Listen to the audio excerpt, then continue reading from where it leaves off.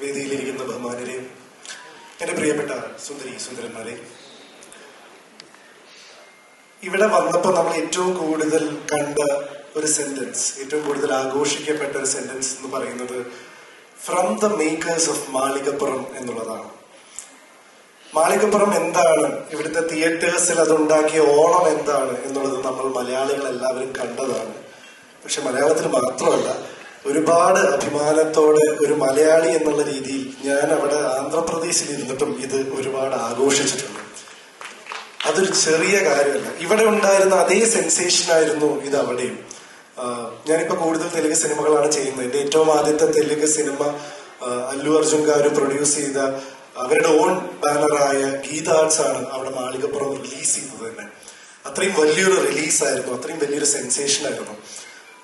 Bipin bro പറഞ്ഞു, നിനക്ക് എവിടുന്നാണ് ഇത്രയും മാത്രം കഥ എന്ന് ചോദിച്ചത് വളരെ അതിലൊരു അതിശയോക്തി ഇല്ലാന്ന് എനിക്ക് തോന്നുന്നു. കാരണം എന്താണെന്ന് വെച്ച് കഴിഞ്ഞാൽ ഇദ്ദേഹം കഥകൾ പറഞ്ഞുകൊണ്ടേയിരിക്കുകയാണ്. ഒരു തീവ്രമായ ഇന്റൻസിറ്റിയോട് കൂടിയാണ് അദ്ദേഹം സിനിമയെ ഇപ്പൊ കാണുന്നത്. മാളികപ്പുറത്തിന് മുമ്പുള്ള അഭിലാഷിനെ എനിക്ക് അറിയാം. ഇപ്പൊ അദ്ദേഹത്തിന്റെ ഹങ്കർ കൂടിയിട്ടേ ഉള്ളൂ എന്നുള്ളതിൽ എനിക്ക് ഒരുപാട് അഭിമാനമുണ്ട്. മാത്രമല്ല ചിരഞ്ജീവി സാറിനെയും നാഗാർജുന സാറിനെയൊക്കെ വെച്ച് പടം ചെയ്യുന്ന കല്യാൺ കൃഷ്ണ പോലും എന്നെ വിളിച്ചിട്ട് അഭിലാഷിന്റെ കൂടെ ഒരു അപ്പോയിന്റ്മെന്റ് കിട്ടുമോ, ഞാൻ കേരളത്തോട്ട് വന്നോട്ടെ എന്ന് ചോദിക്കുന്ന ഒരു അവസ്ഥയിലേക്ക് ആവുമ്പോൾ ഞാനും അവിടെ ഇരുന്ന് ഭയങ്കര അഭിമാനത്തോടു കൂടി അഭിലാഷ് ഭയങ്കര ബിസിയാണ്, എന്താ ചെയ്യുക, ഓരോ പരിപാടികളാണ് എന്ന് പറയുന്ന ആ ഒരു സ്റ്റേജിലേക്ക് അഭിലാഷ് എത്തി എന്നുള്ളതിൽ ഒരുപാട് സന്തോഷം. എനിക്ക് തോന്നുന്നു സുമതി വളവ് എന്നുള്ളൊരു സിനിമ മലയാളത്തിൽ മാത്രമല്ല, ഇത് എല്ലാ ഭാഷയിലും നല്ല പോസിബിലിറ്റി തോന്നുന്നുണ്ട്. എനിക്കിതിന്റെ സ്ക്രിപ്റ്റ് കംപ്ലീറ്റ് ആയിട്ട് കേൾക്കാനുള്ള ഒരു ഭാഗ്യമുണ്ടായി. തുറന്നു പറയട്ടെ, ഒരു തട്ടുപൊളിപ്പൻ പടമാണ് ഈ സാധനം. ഇത് ഞാൻ വെയിറ്റ് ചെയ്യാണ്. അത് എന്റെ പ്രിയപ്പെട്ടവരുടെ സിനിമ ആയതുകൊണ്ട് മാത്രമല്ല, ഒരു സിനിമ ലവർ എന്നുള്ള രീതിയിൽ ഞാൻ ഇത് ഓൺ സ്ക്രീനിൽ ട്രാൻസ്ഫോം ചെയ്യുന്നത് കാണാൻ വെയിറ്റ് ചെയ്യാണ്. വിജയ് ചേട്ടനെ പോലെ ഇത്രയും എക്സ്പീരിയൻസ്ഡ് ആയിട്ടുള്ള ഒരു പ്രൊഡ്യൂസർ പറഞ്ഞു അദ്ദേഹത്തിന് ഈ പാക്കേജ് കണ്ടപ്പോൾ കൊതിയായിരുന്നു. കൊതിയാവാതിരിക്കാൻ പറ്റില്ല. അങ്ങനത്തെ ഒരു എലമെന്റ് ആണ് ഇവര് അണിയറയിൽ ഇവര് ഫോം ചെയ്തുകൊണ്ടിരിക്കുന്നത്. ഞാൻ വെറുതെ സൂചിപ്പിച്ചു ഈ കഥ കഴിഞ്ഞപ്പോ, അഭിലാഷ് ബ്രോ ഇതിൽ തെലുങ്കിൽ നല്ല പോസിബിലിറ്റി ഉണ്ട്, ഓൾറെഡി നമുക്ക് ഗീതാർട്സ് ആയിട്ട് ഒരു ബന്ധമുണ്ട് എന്ന് പറഞ്ഞു. പിന്നെ നോക്കുമ്പോ പ്രേമലൂല് എല്ലാവരും ഇതിനകത്തുണ്ട്. പിന്നെ അഭിലാഷ് ബ്രോ ഒരു വേറെ ലെവലാണ്. മാർക്കറ്റിംഗ് എന്ന് പറഞ്ഞു കഴിഞ്ഞാൽ ഇദ്ദേഹത്തിനെ കണ്ടു പഠിക്കണം എന്നാണ് എനിക്ക് തോന്നുന്നത്. He is going in the right direction. I am very happy. And എനിക്ക് ഫീൽ ചെയ്യുന്ന ഗോപിക ഒരുപാട് ലക്കിയാണ്. കാരണം ഇത്രയും മനോഹരമായ സിനിമയിൽ ഇത്രയും പെർഫോം ചെയ്യാനുള്ള ഒരു കഥാപാത്രം, അതും നായികയായിട്ട് ഇതിൽ ലോഞ്ച് ചെയ്യുക എന്ന് പറഞ്ഞു കഴിഞ്ഞാൽ ചെറിയ കാര്യമല്ല. I always felt that she deserves it എന്നുള്ളതാണ്. കാരണം സാന്ത്വനം കഴിഞ്ഞ് എന്ത് ചെയ്യണമെന്നുള്ള കൺഫ്യൂഷനിലായിരുന്നു പാവം. ഒരുപാട് സീരിയലുകൾ ഇങ്ങനെ വന്നുകൊണ്ടേയിരുന്നിരുന്നു, വളരെ പ്രോമിനന്റ് ആയിട്ടുള്ളത്. എനിക്ക് എപ്പോഴും ലൈഫിൽ തോന്നിയിട്ടുള്ളത് നമുക്ക് ഏറ്റവും ഡിഫിക്കൽട്ട് നല്ല സാധനങ്ങൾ വരുമ്പോൾ നോ പറയാനുള്ള ആ ഒരു ബോൾഡ്നെസ് ആണ്. And she took that. സീരിയലുകളാണെങ്കിലും വെബ് സീരീസ്, സിനിമാ ചർച്ചകൾ വരെ വന്നിരുന്നു. Something is waiting for me എന്നുള്ള വളരെ സ്ട്രോങ് ആയിട്ടുള്ള ഒരു വിശ്വാസം ഗോപികയിൽ ഉണ്ടായിരുന്നു. And I think she deserves this and that wait was worth. And Abhilash bro ഇങ്ങനൊരു സംഭവം പറഞ്ഞപ്പോൾ എനിക്ക് തോന്നി ഇത്രയും റിസ്ക് എടുത്തൊക്കെ വളരെ നന്നായി എന്നുള്ളത് ഒരു വലിയ റെസ്പോൺസിബിലിറ്റി കൂടിയാണ്.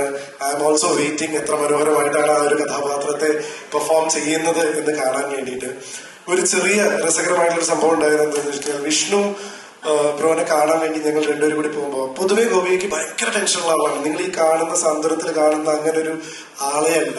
ക്രൗഡിനെ പേടിയാണ്, മീഡിയനെ പേടിയാണ്, ക്യാമറ പേടിയാണ്, സംസാരിക്കാൻ പേടിയാണ്, തുടങ്ങിയ എല്ലാ പേടികളും ഉള്ള ഒരാളാണ്. അങ്ങനെ ഒരു വ്യക്തിയാണ്. അപ്പൊ വിഷ്ണു ബ്രോനെ കാണാൻ പോകുമ്പോൾ എൻ്റെ അടുത്ത് വണ്ടിയിൽ പോകുമ്പോൾ ഇങ്ങനെ ചോദിച്ചു, അവിടെ ചെന്നിട്ട് എന്താ ഉണ്ടാവുക? ഞാൻ പറഞ്ഞൊരു സംവിധായകനല്ലേ കാണാൻ പോകുന്നത്. സ്വാഭാവികമായിട്ടും സംവിധായകൻ അതിലൊരു സീൻ അഭിനയിച്ച് കാണിക്കാൻ പറയും. ആണോ? എനിക്ക് അഭിനയിച്ചോളൂ. അഭിനയിക്കാം, എന്നാലും പേടി. ഞാൻ ചോദിച്ചു, ചിലപ്പോൾ അതിൻ്റെ അടുത്ത് ചോദ്യങ്ങൾ ചോദിക്കാം, ചിലപ്പോൾ ഒരു ഓഡിഷൻ വെച്ചേക്കാം, ചിലപ്പോൾ ഒന്നും മിണ്ടില്ല, തന്നെ ഒബ്സർവ് ചെയ്തിട്ട് തിരിച്ചു പോക്കോളാൻ പറയും. എന്തുണ്ടാവും? അപ്പൊ അത്രയും പേടിയോട് കൂടിയിട്ട് ഞങ്ങൾ പോകുന്നൊരു വില്ലയിലാണ്. അവിടെ അസിസ്റ്റന്റ് ഡയറക്ടേഴ്സ് ഉണ്ട്, വിഷ്ണു ബ്രോ ഉണ്ട്, അഭിലാഷ് ബ്രോ ഉണ്ട്. എല്ലാവരും ഇട്ട് കഴിഞ്ഞിട്ട് അഭിലാഷ് ബ്രോ ആദ്യം അവളുടെ അടുത്ത് ചോദിക്കുന്നത്, യുനോ കാർഡ്സ് കളിക്കാൻ അറിയോ? അപ്പൊ അവള് എൻ്റെ അടുത്ത് മുഖത്തേക്ക് നോക്കി. ഞാൻ പറഞ്ഞു, അല്ല അറിയില്ല. അഭിലാഷ് ബ്രോ വളരെ ക്ഷമയോടുകൂടി അവൾക്ക് യൂനോ കാർഡ് കളിക്കാൻ പഠിപ്പിച്ചു കൊടുത്തു. അസിസ്റ്റന്റ് ഡയറക്ടേഴ്സും വിഷ്ണു ബ്രോയും എല്ലാരും കൂടി ഇരുന്ന് യൂനോ കളിച്ചു. അതിൽ അവൾ ജയിച്ചു. എന്നിട്ട് വിഷ്ണു പോയിട്ട് അഭിലാഷിനോട് പറഞ്ഞു, ഇവള് നമുക്കൊരു വെല്ലുവിളിയാവുന്ന തോന്നി, ഇത്രയും കാലം ഞാനായിരുന്നു ജയിച്ചിരുന്നത്.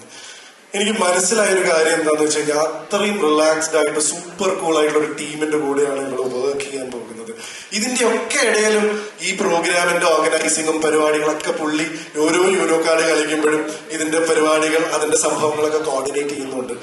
എനിക്ക് തോന്നുന്നു ഈ തട്ടുപൊളിപ്പൻ സ്ക്രിപ്റ്റ് പോലെ തന്നെ ഇതിന്റെ ഷൂട്ടിങ്ങും ഒരു തട്ടുപൊളിപ്പൻ പരിപാടി തന്നെയായിരിക്കും. എന്തായാലും ഗംഭീരമാവട്ടെ. മുരളിച്ചേട്ടനെ പോലെ ഒരു ഗംഭീര പ്രൊഡ്യൂസറെയും കൂടി കിട്ടിയ സ്ഥിതിക്ക് ഇനി ഒന്നും നോക്കാനില്ല. സോ സുമതി വളവ് എന്ന് പറയുന്ന ഈ ഒരു സംഭവം, എല്ലാവരും ഹൊറർ കോമഡിയെ കുറിച്ച് പറഞ്ഞു. കുറച്ചു കാലം മുമ്പ് ഞാൻ ചെയ്യുന്ന പ്രേതം ഒരു ഹൊറർ കോമഡി ആയിരുന്നു. അത് കുട്ടികളിൽ എത്ര ഇമ്പാക്ട് ഉണ്ടാക്കിയെന്ന് എനിക്കറിയാം. സോ എല്ലാം കൊണ്ടും ഇപ്പൊ സംഭവം കറക്റ്റാണ്. നിങ്ങൾ നരേറ്റ് ചെയ്ത സാധനം അതേപോലെ ഷൂട്ട് ചെയ്ത് വെച്ചാൽ മാത്രം മതി നമുക്ക് അവസാനം പിന്നെ ഇതേ ഹാളിൽ തന്നെ സക്സസ് മീറ്റിന് കാണാം എന്നുള്ള പ്രതീക്ഷയോടുകൂടി ഓൾ ദി ബെസ്റ്റ്.